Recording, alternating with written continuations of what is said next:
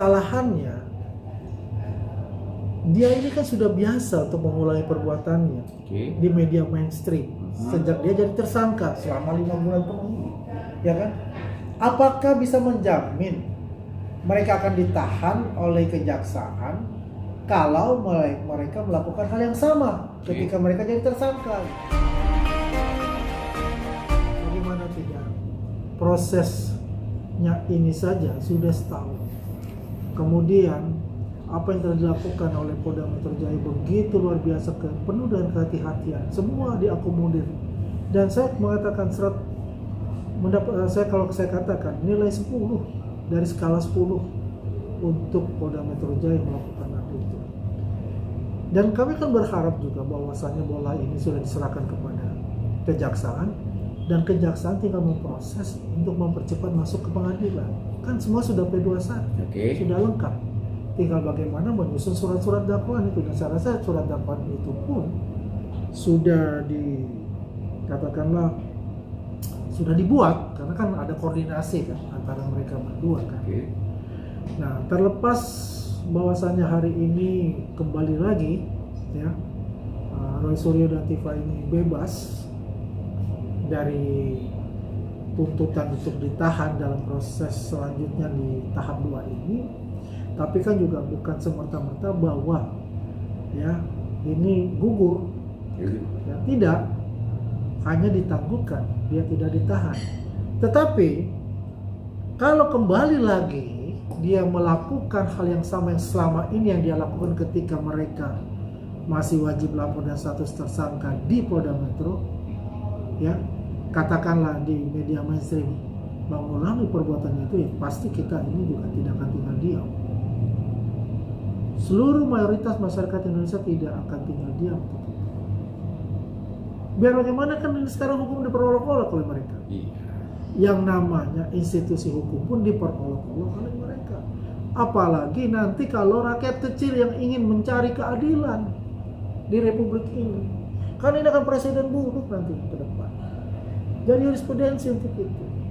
Dari awal ketika ditangkap, kan kalau bicara ditangkap atau dipanggil bisa kemudian ditahan, itu suatu hal yang sama. Kan itu bukan sesuatu hal yang melanggar hukum, ya, tindakan itu gitu. Kemudian ya terjadi insiden-insiden gitu kan di Polda Metro karena dia juga tidak mau memakai baju tahanan gitu kan. Kemudian dia tidak bisa dibantarkan. Ini kan dari awal saya sudah katakan ini ada seperti skenario. Kan benar ini terjadi gitu. Apa yang saya katakan terjadi gitu. Ini seperti skenario saja. Yang sudah disusun rapih untuk itu. Karena gejala-gejala itu sudah ada. Ya. Seorang tersangka itu tidak mungkin akan riang gembira atau tersenyum dan sebagainya.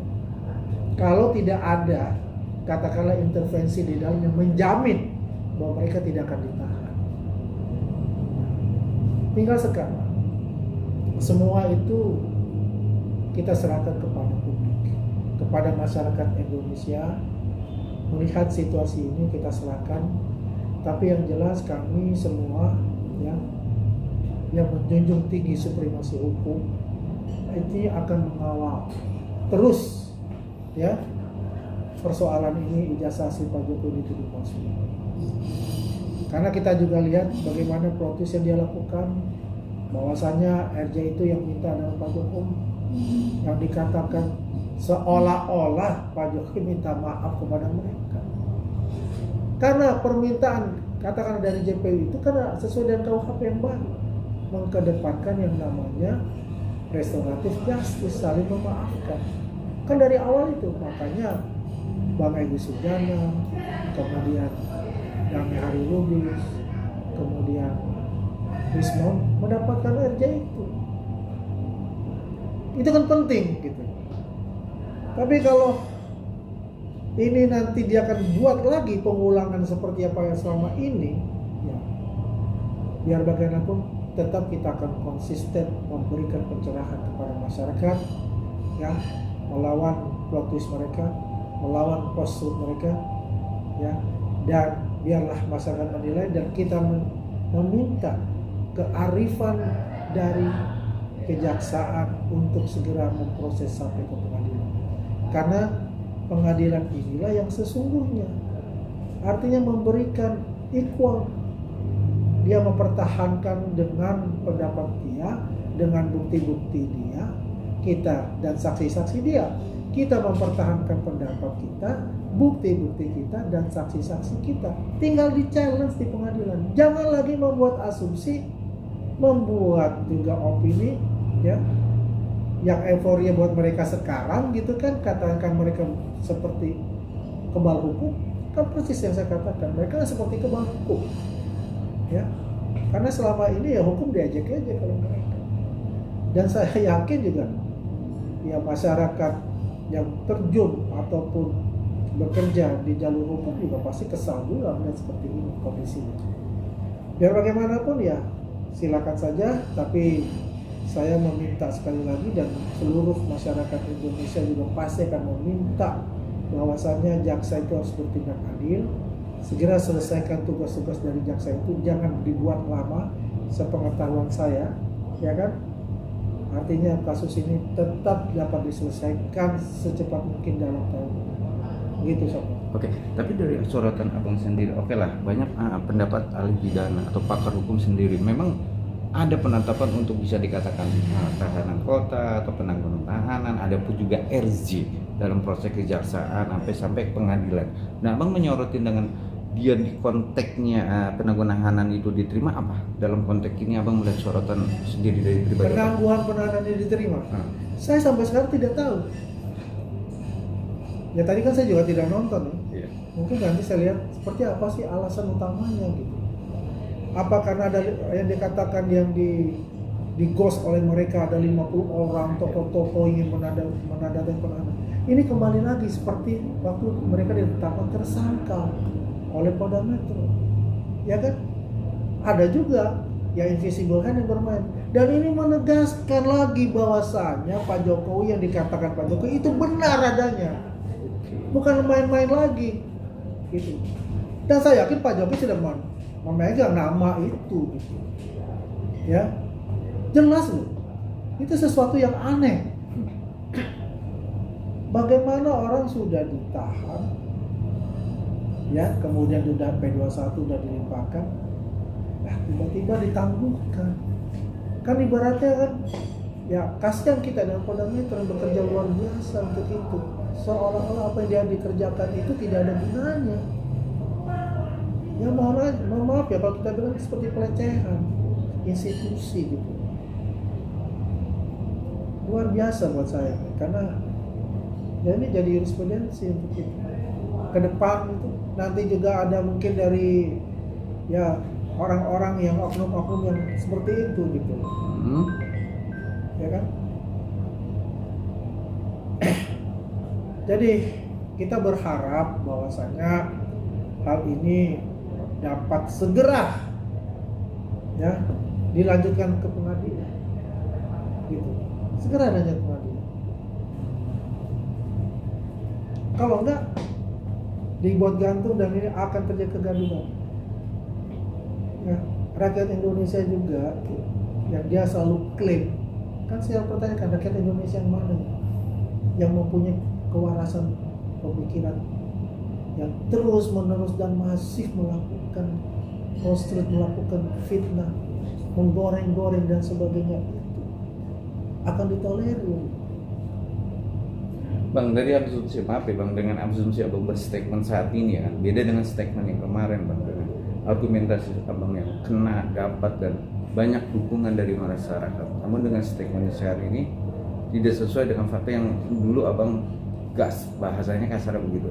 Bisa menjelaskan itu Bang, karena kan nanti juga netizen kok beda pendapat dengan yang saya nggak beda pendapat. Saya menggambarkan, saya tidak katakanlah kalau saya menggas-gas betul dengan fakta dan kata yang ada, jelas itu. Nah sekarang saya nggak tahu apa alasannya penangguhan ini, ya kan? Kan ini di luar nalar kita, kecuali memang ada intervensi. Tidak mungkin kalau tidak ada intervensi. Keras juga, ya kita keras bisa, ya. Tapi kan kita harus mengetahui juga apa alasan mereka. Saya juga tidak menyalahkan kejaksaan, tapi apa alasan yang tepat untuk itu yang bisa diberikan kepada publik. Kenapa mereka dibebaskan? Padahal mereka sudah memfitnah dan menghina dan mengulang-ulang terus, ya, fitnah dan pencemaran itu. Sampai kemana? Ke keluarga. Dan apa yang saya katakan, saya selalu katakan, tujuannya adalah memakzulkan Wapres Mas Gibran. Itu tujuan utamanya dia. 2009 juga ya?